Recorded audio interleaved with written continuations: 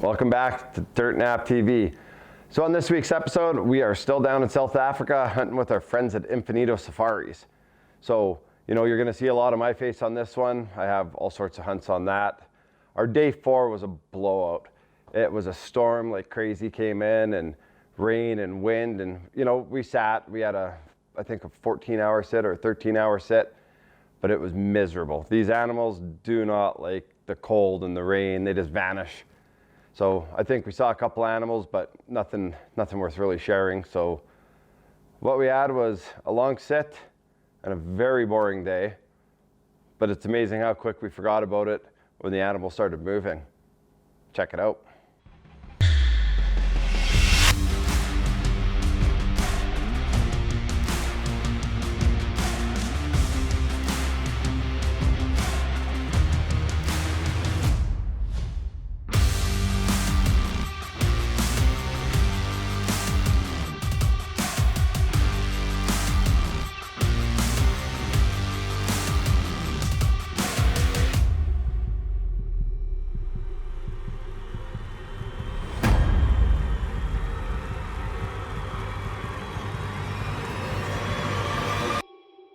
Dirt Nap TV is brought to you by Scree Canada.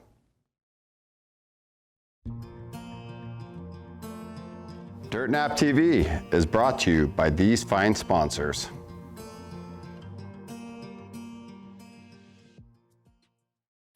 All right, well, morning of day 5. Yesterday, there was a weather front came in and everything just hunkered in tight. We kind of had a rough one yesterday. Yeah, and everything's pretty skittish, so. Yeah, so today the weather looks like it's cooperating and we're off to the races. We're in nice and early. Everything's set up and hopefully the animals start moving soon and we give a few dirt naps out. That's it.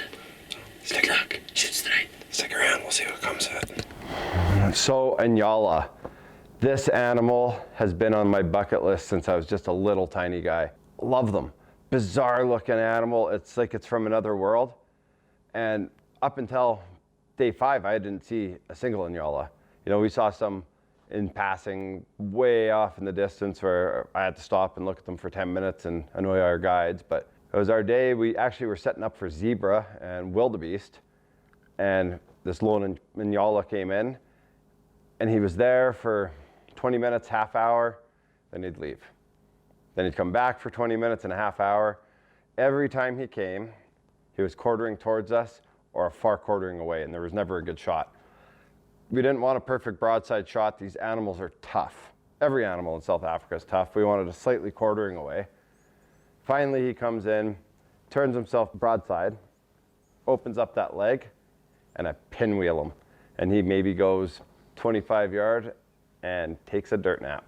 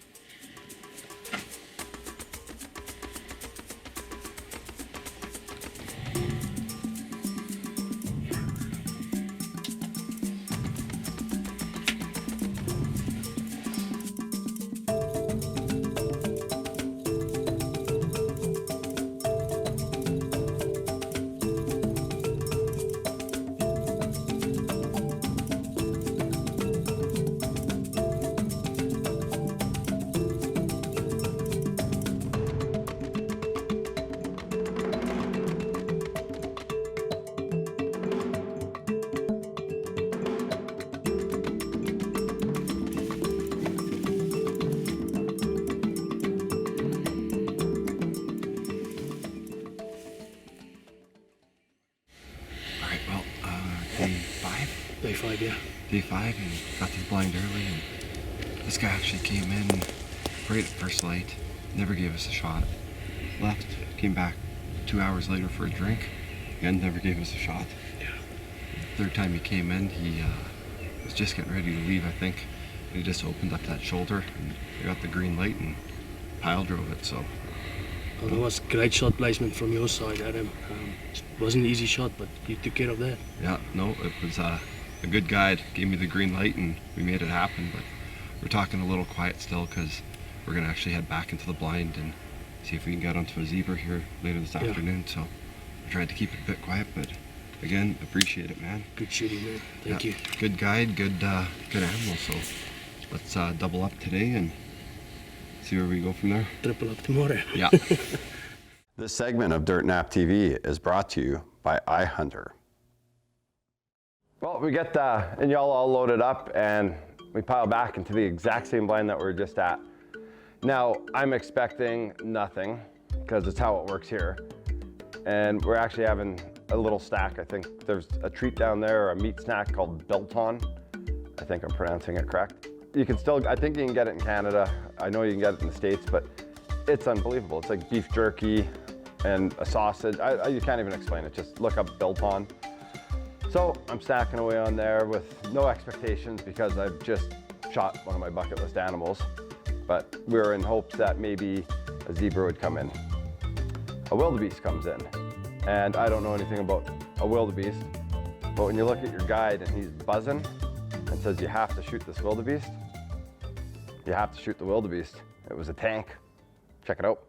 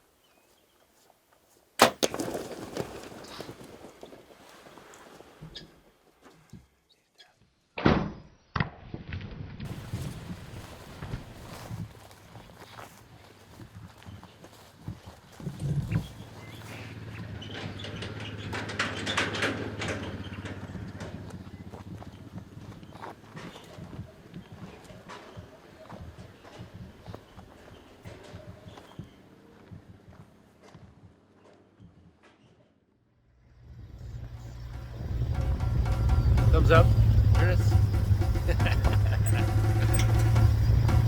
All right, we're headed on, what's this, day 5? Day 5. We're headed out to the blind today. Adam and Phil headed out with Andre today. And JD and me and Colin are headed out to another blind. Hopefully you're gonna see some kudu, or Colin's looking for a water buck. So we're hoping to see one of those today. Hopefully we get some success, see a lot of animals, see what happens.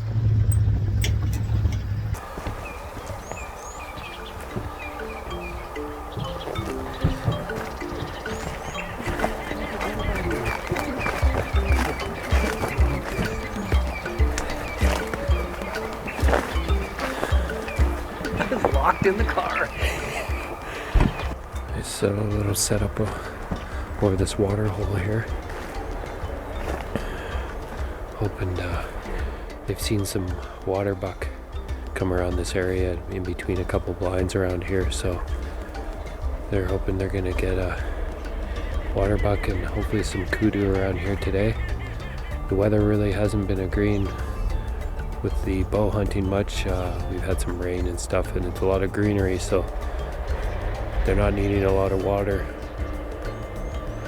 But looks like the weather's gonna be nice today. It's gonna get warm in the afternoon. A little chilly right now, but we got a good setup today. We have faith in JD, our guide, and he's positive today. So let's hope it goes well.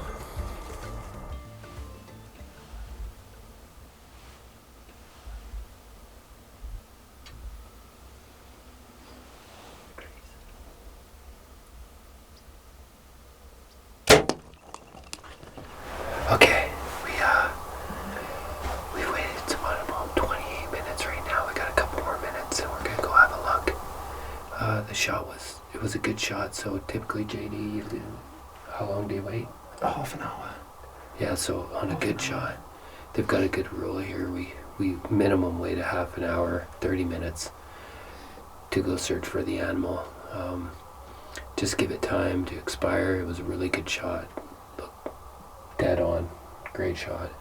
So in about another minute or two here, we're gonna head out, have a look for him, try to find some blood, just pick up the trail, and we're pretty sure he probably didn't go very far. It was a great shot, so stay tuned.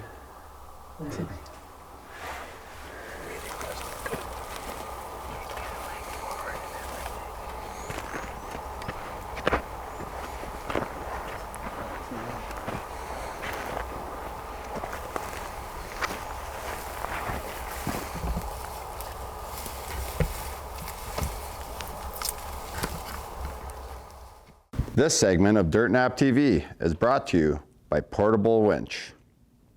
So these water bucks, I've never really seen them. I looked at photos, not even on my radar at all. Like, I had no urge to shoot one. These things are amazing. Like, they're the craziest. I don't even know how to explain it. What they look like on a photo, this looks like the big mule deer with a little bit of rough hair, like he had a night in Vegas, and man, they're cool. So, as I build my list for the 2024 hunt that we're doing with Infinito, guess what's on it? Amazing morning here at Infinito Safaris. This beautiful mature water buck walked up right in front of our hide here, gave me just the perfect shot, and the broadhead, everything worked just the way it should. Nice quick kill. Beautiful, beautiful animal. Congratulations with a nice water buck bull, sir. Thanks. Yeah. So when we decided to put a hunt together for South Africa, I had to have Dan Harlow. I mentioned this on other episodes. But the one cool thing is Dan Harlow is a die-hard rugby player. Played rugby as long as I've known him. He played for Team Canada, professional in all the big events. I'm not up to speed on my rugby lingo for the big events, but he played in all these. Now Shaw, owner of Infinito, also played professional rugby. So instantly those two meshed, and every time they got together it was rugby this, rugby that. But we knew going down, on episode 2 you saw we visited the school. We knew we had to go to a rugby school. Dan bleeds rugby, and Rugby Canada and the club here in Calgary donated a pile of balls for the local school there. And Dan got to go down to the school, meet the coaches, meet the captain of the team and some other players from the team, and gave him the gift of some rugby balls, Team Canada rugby balls, so they're representing down there.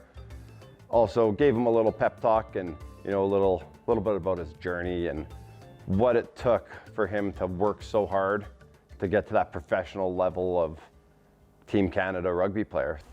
If you haven't met the coaches, Yeah, sorry. Danny. Hello, Dion. Dion, nice to meet you. to meet you. Yaku. Nice to meet you. Yeah, these boys, they're nearly men. They like to think they are Dan, but they're under 16s. And of course, rugby is a very big part of our culture. Yeah. And we all love the game, so I believe you've got something here to... Yeah, I've got some balls here for you guys. We did some camps in the USA and stuff like that with Canada. A lot of these, like these small balls, for skills. I don't know if Charles, I've played against South Africa several times in 7s, and I played a couple times in 15s. So the skill level at that level is unbelievable. You can never imagine. At 16, I played my first premier game. It was just a sport. I played ice hockey, and then I went to rugby because I could hit people more. And I didn't have to fight anymore, so that was good. So what it took for me, starting at, I think it was about 15 years old, you guys say you practice 3 times a week. I practice 7 times a week, 2 times a day. By myself, and then with the team, and then I would find other places I could go practice too with other people. So I was running, working out every day. And that's what it took to get to that level. I've played against Victor Magfield is probably the most famous South African I've played against, and you know, those guys are just unbelievable, the skills. But you know what, like now that rugby's in the Olympics, I wish it was when I was younger. Yeah.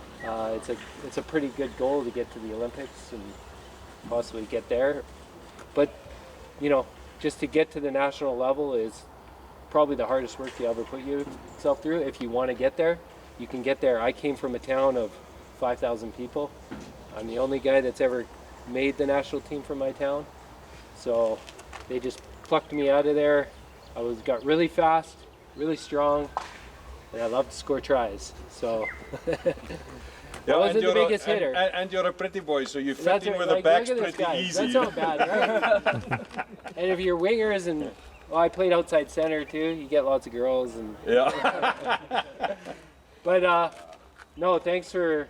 I'm glad I got to stop by and give you guys some Rugby Canada and stuff. I'm still involved. I'm actually playing against the USA in 2 months on an over 30 Canada team, so I get to smash some Americans. And we love doing that in Canada, in hockey and in rugby. And rugby, yeah. So, yeah.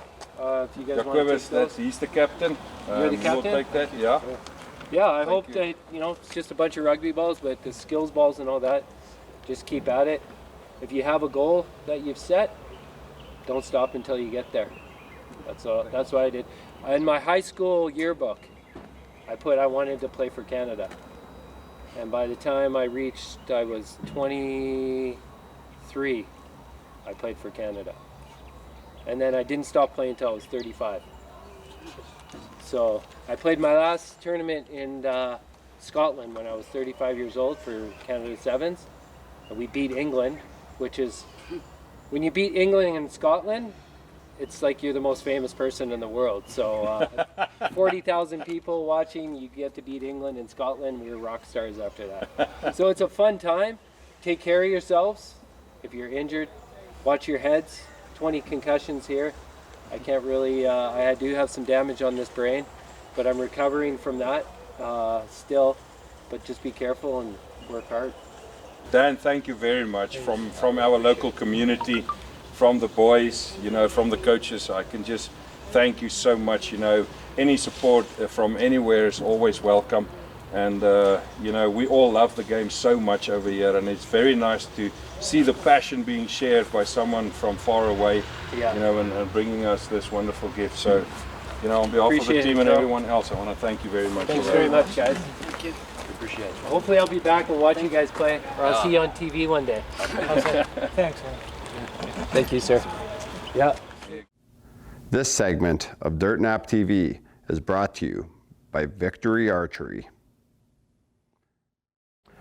Well, I'm sure like you guys, I hope to see those kids on the world stage playing rugby one day. It's an awesome sport and good for them, and happy Dan was able to go there and do what he did.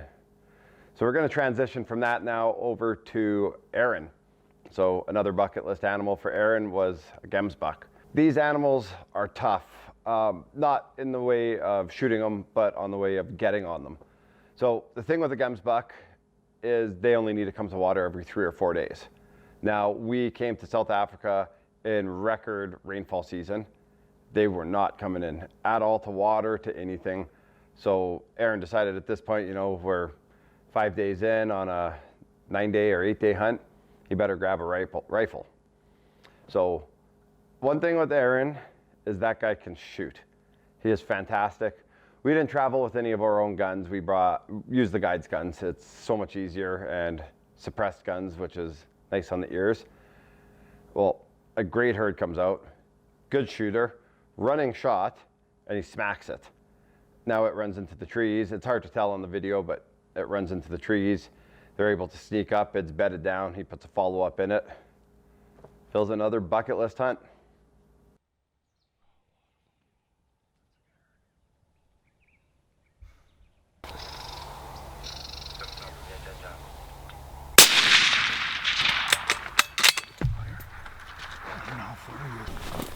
Put another one in. Take one step to left. On my left plot. Don't shoot him in the face.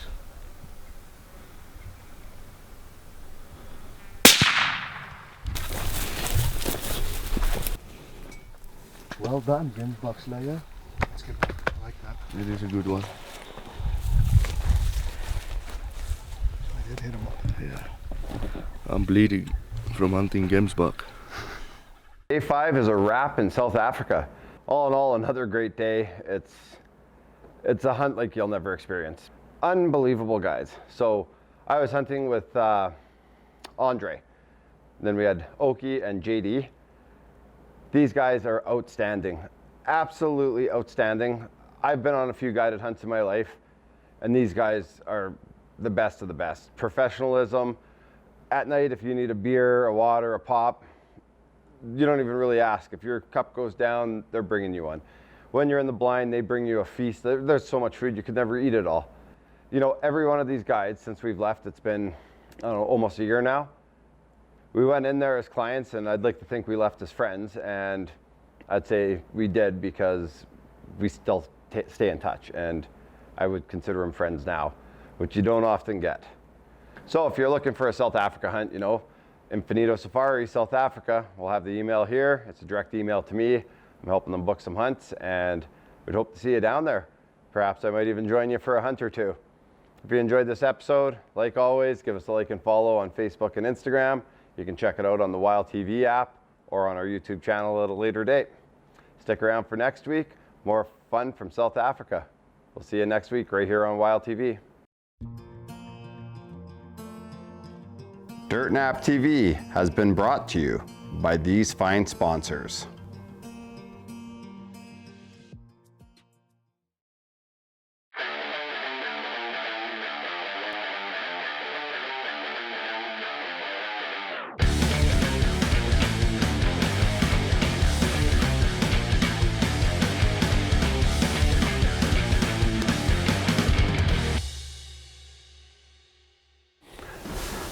Hello YouTube friends. Hey, we got a favor to ask of you. Before you continue with this video, if you could give us a like and a subscribe, follow along, you know, get all the updates. We'll be uploading videos quite often. We're trying to do it every week or so now with some of the awesome footage that we have. Helps us grow, helps us get our following up, and you know, we're doing this for you guys, and we'd really appreciate the support. This is what helps us grow, and you guys are the ones that can help us get there. So if you could smash that subscribe and like button, we'd appreciate it. Thanks.